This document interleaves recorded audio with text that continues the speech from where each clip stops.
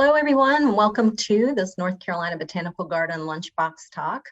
I'm Joanna Lalikas, the Director of Education here at the Garden, and David Michaud is here with us today to help to moderate this talk. Today, we're excited to bring you Dr. Ryan Emanuel, who will be speaking about Indigenous participation and environmental decision-making. Today's talk is offered in partnership with the UNC American Indian Center, and Jessalyn Kazaya, the Community Engagement Program Officer at the center, was unable to join us today and sends her regards. We're so grateful for our partnership with the AIC. They've been instrumental in supporting the garden and developing relationships with Native communities across North Carolina and working together with us to offer relevant programming. I'd like to take a moment to share our Indigenous land acknowledgement. The North Carolina Botanical Garden and the North Carolina Botanical Garden Foundation acknowledge that the story told about the history of the land we steward has been incomplete. These lands are a part of the recognized home of the Occaneechi Band of the Saponi Nation and the ancestral homeland of several Siouan-speaking tribes. We celebrate the many Native people, including many UNC students, faculty, and staff who still meet, gather, walk, hike, and engage with our habitats and gardens on this land. And we honor their Native ancestors and elders, past, present, and future. We're grateful for the engagement of American Indian people with the garden across its history and strive to be of continued value to the American Indian people in North Carolina. We invite everyone to join us in learning the whole story about the land we each steward and supporting organizations advocating for American Indian communities. We'd like to thank our Spring 2022 Lunchbox Talk event hosts, James Jocelyn and Beth Hahn, who supported the Lunchbox Talk series at the Dogwood level. Event hosts provide funds that support program planning, accessibility, and the reach of these talks. I'd like to introduce our speaker. Dr. Ryan Emanuel is an associate professor of hydrology at Duke University. He's based in the Nicholas School of the Environment and leads a group of scholars who study the movement and status of water in the environment. His group also works to amplify Indigenous perspectives on land and water. Much of that work aims to identify and address barriers to tribal participation in environmental decision-making in North Carolina. Dr. Emanuel has received awards and fellowships related to his research, teaching, and advocacy in the areas of hydrology, environmental justice, and Indigenous rights. He holds degrees from Duke University and the University of Virginia, and Dr. Emanuel belongs to the Lumbee tribe of North Carolina. Thank you for joining us today for this talk, Dr. Emanuel. Yes, well, thank you to Joanna and David. I see Jessalyn in the online audience, so thanks to the American Indian Center, and thanks to my brothers and sisters from the Occaneechi Band. I don't know if anybody is here from the Occaneechi Band of Saponi Nation or online, but thank you so much for continuing to steward these lands. So I'm Lumbee, and my ancestors come principally from the coastal plain of North Carolina, east and southeast of here. You can see our river on the slide here. This is an area in southern Robeson County, close to the South Carolina state line. This is a beautiful blackwater stream. So blackwater streams, if you don't know, rise in the coastal plain. They don't rise in the Piedmont or the mountains. Our headwaters are completely in the eastern part of the state. They drain extensive wetlands, and those wetlands are full of organic soils. The organic soils and the litter that sit on top of them basically create a teeth when precipitation falls on the land surface and it filters through and infiltrates into the soil. It steeps in that organic matter and it picks up that dark color that you see in the river. And so these are sometimes called blackwater streams because the water looks dark, almost black from a distance. If you were to collect a glass of it, you might mistake it for a glass of iced tea. That's the color that it has when you look at it up close, and it is because of all the dissolved organic matter that naturally occurs in the water. The Lumbee River, the Lumber River, is the only blackwater stream in North Carolina that's listed as a national wild and scenic river.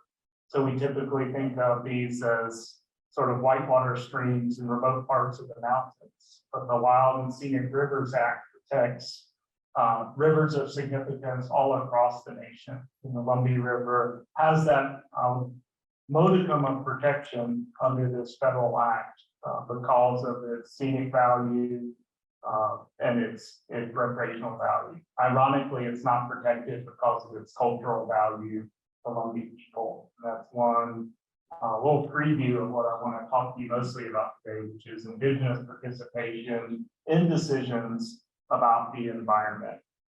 I want to zoom out first and give you a little broader context for Indigenous peoples here in North Carolina. And some of you probably know this already, but if you don't, North Carolina is home today to 8 tribal nations. They're shown here on the map. I've also shown the Catawba Nation, which jurisdictionally is based in South Carolina today, just south of Charlotte.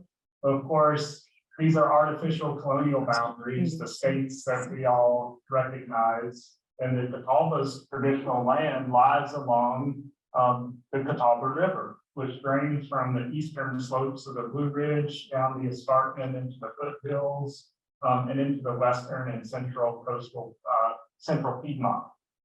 So you can see on the map there that large blue spot over the word Catawba, that's Lake Norman. So it's the largest lake, one of the largest lakes in North Carolina, but it's artificial. It's just been pounded. And so the Catawba Nation's traditional homelands extend deep into what's North Carolina today. There are approximately 130 to 150,000 American Indians living.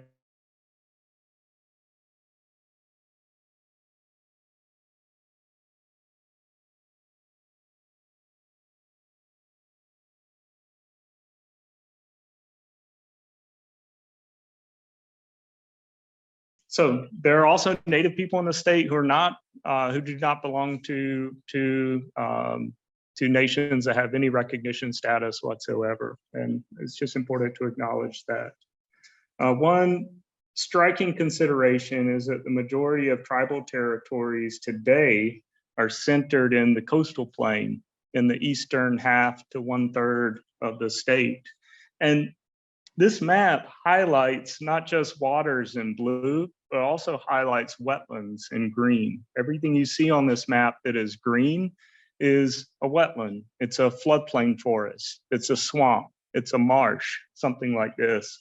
And your eye will pick up on this visual pattern of wetlands increasing as you move east towards the coast. And of course, if you've driven to the coast, to the Outer Banks especially, you know that you drive through these vast reaches of just dense wetlands on your way to the coast. And we can actually quantify that. That's something that my group has done. So this is a plot of the elevation of land in North Carolina on the y-axis, the vertical axis, and the amount of wetland land cover on the horizontal axis. And what you see is the elevation in meters. So 1,000 meters is about 3,000 feet. Up in the mountains, of course, very little of the land is wetland. Of course, we do have these mountain bogs and other very special tiny wetlands up in the mountains. But what happens is the prevalence of wetlands increases steadily as you move down in elevation. And then when we reach the boundary of the coastal plain, that's a feature on the landscape called the fall line. And it occurs at about that elevation, a couple hundred feet above sea level. We have this dog leg in that relationship, and the fraction of wetlands begins to dramatically increase as you move closer and closer to the coast. To the extent that when you get within a few meters of sea level, you have 30, 40, or 50% of the landscape is wetlands. And so this is just to say that wetlands become incredibly important as you move eastward towards the coast.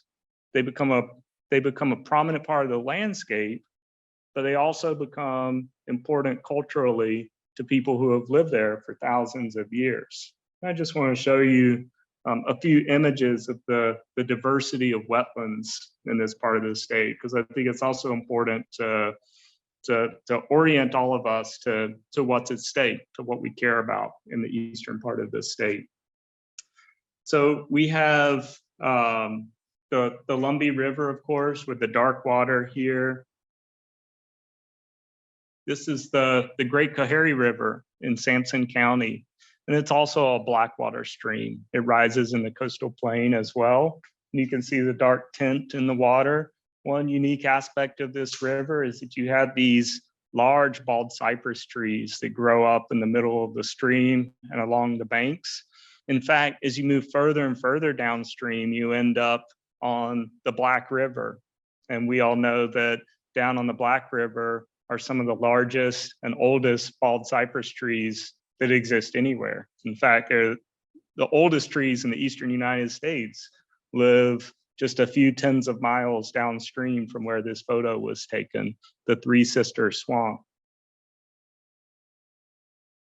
Here's some other cypress trees, and this is along the rim of Phelps Lake, which is a very large oval shaped lake out on the Albemarle Pamlico Peninsula towards the coast, maybe 15 miles across. Just a beautiful, very clear, nutrient poor lake. And we have these forests of cypress that grow up all around. And then as we move further back inland towards Lumbee territory and Coharie territory, we have these interstitial uplands that exist in between these great arms of swamp forests. And these uplands are places where Lumbee ancestors and Coharie ancestors and ancestors of other tribal nations traditionally had their communities. We consider ourselves people of the water and people of the rivers, but we didn't live in the swamps. There are these beautiful sandy uplands that are high enough elevation that they're protected from floodwaters and things like this. And so this is just a typical landscape in Robeson County, where you've got a sandy upland, you've got pine forest in the background, and further back yet, you've got low-lying swamp forests.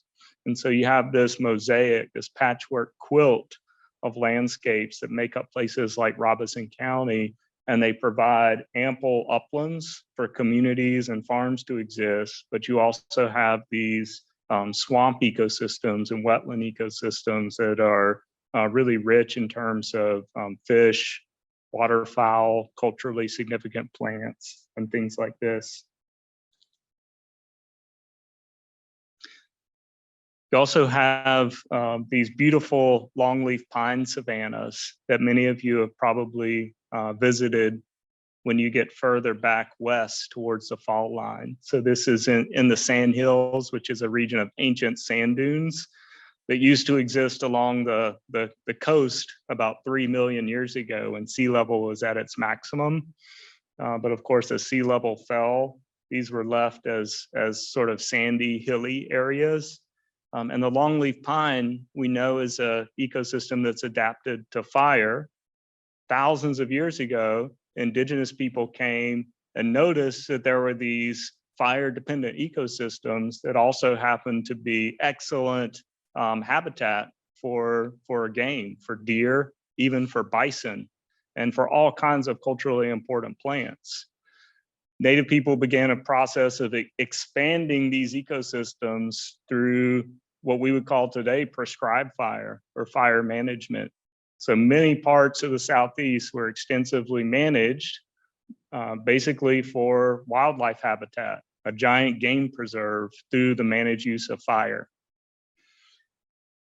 Today, these longleaf pine savannas only occupy a tiny fraction of their historic range because we have suppressed fire, we've altered land use, and done other things to to endanger the historic range of these particular plants. So we like to think of North Carolina as a state of phenomenal scenic beauty and biodiversity. And while it's all of these things, I just want to acknowledge that Native people have called this place home for thousands of years. They're the original stewards of this place. And so it was actually not that long ago that colonialism began to sweep through our homelands, and it upended our social structures and the previously sustainable management of the environment through things like prescribed fire. Does anybody know what this photograph here shows or commemorates? Since I can't see Zoom, anybody in the in-person audience recognize this place? Danny? This commemorates a tragic event in the history of the Tuscarora people, the siege of Fort New Hiroka, which was a giant earthwork and wooden structure that Tuscarora people and their allies had erected against colonial militias in the early 1700s. South Carolina at the time sent 2 military expeditions into what's now North Carolina, and they basically laid siege twice to a large group of Tuscarora people and their allies that had gathered here along, this is Contentnia Creek near Snow Hill, North Carolina today, sort of west of Greenville and ECU. And in the really tragic ending of this siege, they burned the fort. Many people were killed, hundreds of people, in fact. Many of the survivors were enslaved. They were taken to other colonies. Some of them were even taken to the Caribbean and completely separated from their kin, never to be reunited. And so this was, I think, a 2013 commemoration of the 300th anniversary of the destruction of Fort New Hiroka. And so there were Tuscarora people who came down from New York, where the large body of Tuscarora went in the decades and maybe 100 years after this event took place. They came down to commemorate. The sculpture here, the arch, represents the doorway of a longhouse, which is the traditional dwelling structure of the Haudenosaunee people. The Tuscarora are kin to the Haudenosaunee. They became the 6th nation of what's sometimes called the Iroquois Confederacy. There are also Tuscarora people who remain here in North Carolina, and they're among this audience as well. And so this entire commemoration, the sculpture, the sacred ground is situated in a tiny wedge of green space that sits in between sort of an intersection of 2 or 3 rural highways out in eastern North Carolina. And so something that probably has the cultural significance of Gettysburg is just sort of sitting out in this remote part of the coastal plain, wedged in between a few different highways. And it marks it's not the exact spot. The exact spot is a farm field that's still on private land, but it commemorates this truly momentous event in the history of not just Tuscarora people, but all Native peoples of the eastern half of what's now North Carolina. So this was not that long ago. In the wake of this event, Native peoples really lost their social structures. Many of them literally lost their families, and they dispersed into some of the remotest parts of their territories throughout the eastern part of the state. And so many Lumbee ancestors relocated into the headwaters of the Lumbee River into present-day Robeson County. You have people disperse into all sorts of places that were relatively remote and inaccessible to colonial influences. I've done a little bit of work on this topic, looking at colonial maps and how these maps and their map makers represented or misrepresented the the structure of the Lumbee River watershed. So this subway style map is actually a grading rubric that I developed in order to grade about 100 historical maps that portrayed Eastern North Carolina, going all the way back to the 1600s and as far forward in time as about 1900. And for each map, there are some samples on the left-hand side of this slide. For each map, I didn't want to evaluate the map makers on their ability to get the precise latitude and longitude and trace the channel of the stream in the way that we can today with satellite images and GIS and advanced survey tools. I just wanted to know if they knew where tributaries were located, in which order, and on which side of the main stem of the stream. So the grading rubric really just reflects something that in my field we call topology. It's the organization of a network, or in this case, a landscape. And so going through looking at all of these different maps, I scored them on a scale of 0 if they didn't even include the river that the Lumbee River flows into, which is the Great Ph.D. River, all the way up to a score of 4 if they perfectly represented the network of the river. Did you say topology? Topology, yes. It's it's a mathematical term, and it has the exact same meaning. It's the organization of objects, structures, networks, things like this. Yes. And so I just went through and I spent about 2 weeks grading maps, just like you would grade exams. And each of these maps, is important to acknowledge, was made by a colonial map maker or an early American map maker. These were not maps that were generated by people who actually lived in this region. This is I promise this is the only data chart that I'm going to show you all day. But these are the scores of the map. So the different scores from 0 to 4 are shown along the horizontal axis. And then the ages, the publication dates of the maps that achieved each score are shown on the vertical axis. And of course, you would expect maps to get more accurate through time, and they do. So as you get later and later in time, the maps get more and more accurate. But there's something interesting here. The maps don't really fully portray the network of the Lumbee River until after the year 1800. And that always struck me as kind of a late date for a river that's only 60 miles from the Atlantic Ocean. We tend to conceptualize colonialization as this front that just marched westward from the ocean.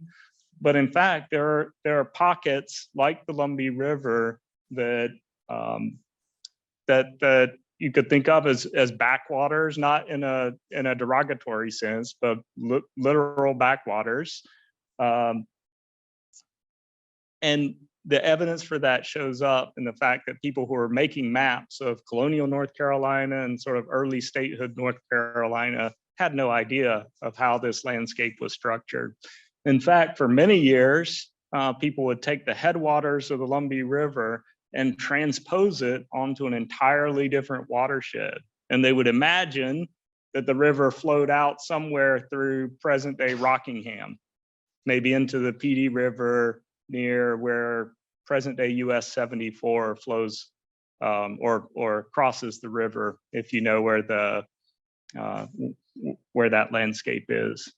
And so this is important, and it also bears mentioning here that around this time, in the early 1800s, there were at least 2 different schemes to drain, not to drain, but to dredge and widen parts of the Lumbee River where settlers actually lived around Lumberton in order for navigation and trade to occur. So in fact, the name Lumber River comes from one of those schemes. Settlers had previously called it Drowning Creek. And in the early 1800s, a group of businessmen came together and petitioned the state government for a a franchise to sell lottery tickets. And this is how public works were funded in the early years of North Carolina. We didn't collect a lot of taxes here. People sold lottery tickets to fund toll roads and bridges and things like this. And so they got authorization from the state to sell lottery tickets. And when they got enough money, they would begin dredging and clearing out Drowning Creek in order for boats to navigate all the way up to places where they could harvest timber or exploit other natural resources. This group of businessmen decided that Drowning Creek was not a good name for their business enterprise, and they wanted to promote all of this timber that was purportedly in the headwaters of this river. So that is how the river was renamed Lumbee River, because as part of their process of getting a franchise to sell lottery tickets, they petitioned the state to rename the river the Lumbee River. And so that's recorded in the newspapers of the time, and also in the records of the state legislature. A few years after that, they never sold enough lottery tickets, and they had their franchise revoked by the state. So there was never any dredging done on the river. A few years after that time, a second group of businessmen got together and said, now we need a canal. We need a canal that will run from the Yadkin River, which drains large portions of northwestern North Carolina, that will send water from the Yadkin River all the way to the Cape Fear River, so that we can route trade from northwestern North Carolina all the way down to Wilmington. That way, we don't have to export our goods through South Carolina, and South Carolina can reap all the benefits. And so I don't have my map up any longer, but if you know your North Carolina geography, there's quite a distance between the Yadkin River and the Cape Fear River. It would be an undertaking similar to the Erie Canal. It would be a major canal work. And so this was discussed for decades. And here's a quote from Governor Moorhead. I figure since I was in Chapel Hill today, I'd pull a quote from Governor Moorhead. And it struck me that he, as a governor, was so unfamiliar with Lumbee territory that he just sort of gave this offhand comment. It's suggested by those better acquainted with the geography of that region than myself that the Lumbee River can be very easily connected to the Cape Fear by a canal. So what happened was they thought, oh, well, the Lumbee River lies between the Yadkin River and the Cape Fear River. And so we will exploit this as water that can feed this canal, and we'll even run part of the canal down the channel of this river. If you look at the date of that, the 1840s, they were still debating whether or not to fund this major canal work, which would have dredged major portions of the Lumbee River. But soon after this, railroads took over and everyone forgot about canals. So the lesson here is that the river was spared, not because of anything that anyone did to advocate for the river, but simply because a new technology emerged that turned people away from canals. It is worth noting, I think that as railroads began to crisscross the state, it became easier for outsiders to access these formerly remote places where the ancestors of Lumbee people and our indigenous neighbors had retreated after those violent encounters of the 18th century. They were able to tap forests for tar and pitch and turpentine. And then when they were completely drained of those liquids, the trees were cut down and used for timber. And by the early 20th century, there were extensive drainage projects to eliminate the vast wetlands and convert that land into croplands. Wetlands were perceived as these festering places of sickness and malaria, and the most productive thing from the settler mindset was to drain those wetlands and turn them into farmlands. So in the state, it's important to acknowledge that indigenous peoples in the coastal plain had survived at this point for nearly 2 centuries, mainly as subsistence farmers who lived in these isolated pockets of their formerly vast territories. We lived in close-knit communities, lived close to the land. We had fish and game, wild foods from the wetlands, and medicinal plants to supplement crops that we grew on those interstitial uplands that I told you about. But the pressures of logging and wetland draining, combined with racial marginalization of indigenous peoples, created exploitative conditions. So our ancestors were disenfranchised, they were denied education, and many were forced into exploitative sharecropping arrangements. So here are some historic photos of Lumbee ancestors in Robeson County. On the top left, that building is the precursor to what is today UNC Pembroke. And there are some Lumbee farms that are shown in the other photos. These are photos that were taken during the Great Depression, not by Dorothea Lange, but by the same program that funded her famous photography work. They sent photographers out all over the country to document conditions in especially rural communities. And so there's a collection of photographs in the Library of Congress that document conditions among Lumbee ancestors in Robeson County during the Great Depression. And so for a long time, these oppressive conditions meant that Native people didn't have the capacity to participate meaningfully in decisions that were shaping the trajectory of the coastal plain, that were determining what the environment was going to look like for decades or centuries to come. So as this 20th century progressed, a number of completely unsustainable practices arose that have really created the environmental crisis that we're talking about in North Carolina today.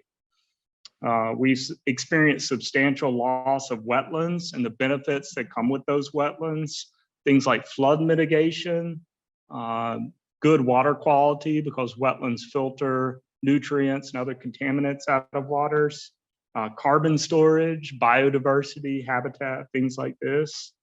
We've seen the rise of industrialized food production. This is an activity I fully acknowledge that has many proponents in North Carolina and elsewhere, but it's also true that it's taken a terrible toll on our soil, on our water, and on communities in Eastern North Carolina. To date, I want to point out that tribal nations haven't been meaningfully involved in any major decisions about the environment in Eastern North Carolina. And that is striking if you think back to the map that I showed you where this was all our land. Or maybe it's not striking. Maybe you're not surprised by that. So I think that if this topic of Indigenous participation in governance wasn't on your radar years ago, it probably at least crossed your path when the Dakota Access Pipeline came onto the news in 2016 and 2017. We all have seen images like this, or I hope that everybody's had a chance to see some of the rich documentary work and other images that came out of Standing Rock that showed Indigenous water protectors and their allies standing up for what were essentially the rights of Indigenous people to participate in the permitting process for this particular pipeline. And so, yes, water quality and protecting clean water on the Missouri River was a major impetus for the water protector movement, but there were also policy issues at play. And those two policy issues that I'll share with you briefly involve things called tribal consultation and environmental justice. So I'll just briefly outline both of these policies. Tribal consultation acknowledges that tribes are sovereign nations that function as governments. And when activities affect tribal lands or tribal communities, there's a responsibility for the government agency that is reviewing those activities or sometimes even responsible for those activities, consult or engage meaningfully with Native peoples. And so sometimes this is called government to government consultation. And I pull some quotes from the Indigenous Peoples Law and Policy program at the University of Arizona because they have create a wealth of resources for tribal nations to understand how to advocate for themselves when it comes to government consultation. And they also provide materials for federal agencies that are charged with consultation. As good work as University of Arizona is doing in this area, they're also sharp critics of consultation. And there's a wide perception, and that perception is based in reality throughout the United States, that tribal consultation really doesn't work all that well in practice because it's viewed as a box checking exercise, one more hurdle that agencies have to jump over before they can finish a permitting action or pursue some kind of activity that impacts tribal nations. So here's a quote from this law and policy program that says that consultation, or that the government has wholly failed to fulfill its consultation duties, or it's been implemented in a really confusing or ineffective manner so that the whole process is rendered meaningless. This is such a large issue that the UN sent a special rapporteur to the US a few years ago to interview tribal nations. She spent about 3 weeks traveling around the US, conducting interviews, collecting testimonies, and her summary report said that tribal consultation's goal is not simply to check a box. So a helpful reminder that at the core, the role of consultation is to give federal environmental officials and other decision makers an important context, including information and perspectives that they need to make informed decisions. And so a lot of the international work on this flows from the UN Declaration on the Rights of Indigenous Peoples.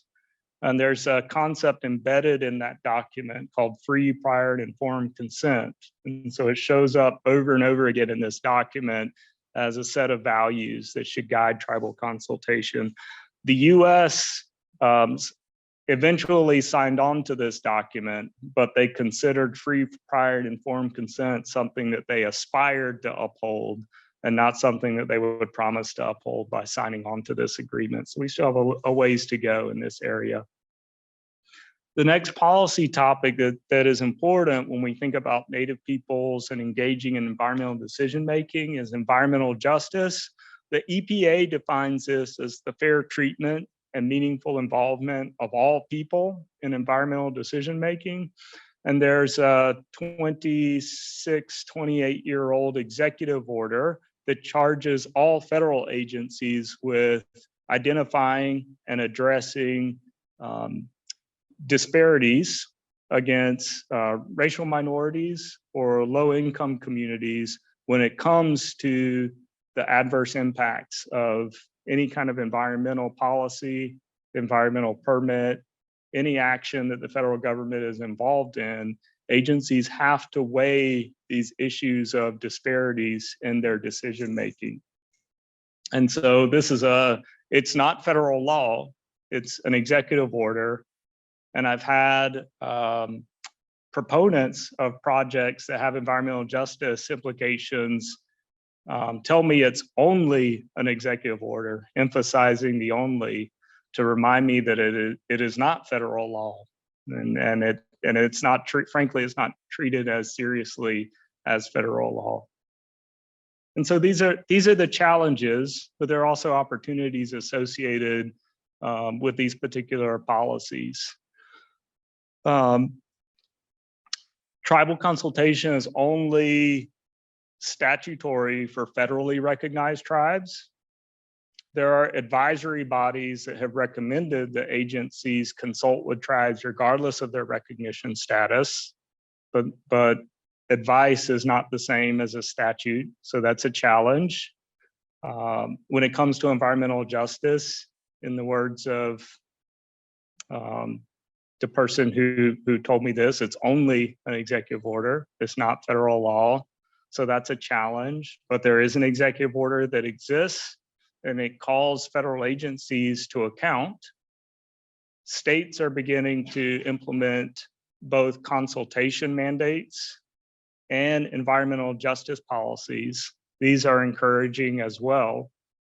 and tribes are beginning to advocate for themselves.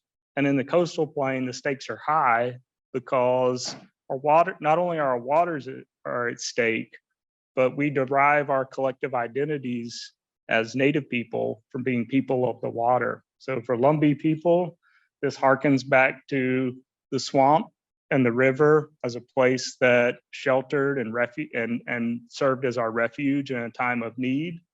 It has religious significance to many Native peoples.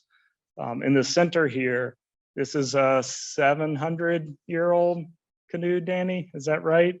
That was repatriated to the Kahari tribe after it was found in Sampson County 4 years ago after Hurricane Florence. The massive floods dredged up this centuries-old dugout canoe from the bottom of the river. And there's a beautiful story about how the state of North Carolina conserved the canoe, then turned it back over to the tribe in an acknowledgement that that is an item of cultural heritage for Kahari people. But it's also a very tangible reminder that we are river people. We have for centuries or millennia lived very close to the water. And then on the right-hand side, this is a modern day manifestation of that for the Kahari tribe. The Great Kahari River Initiative is a project to clean up and restore their ancestral river and to eventually work towards culturally appropriate ecotourism program that involves canoe and kayaking on the river itself. So these are encouraging steps that tribes can take outside of this sort of policy realm of environmental justice and tribal consultation. But again, the stakes really are high.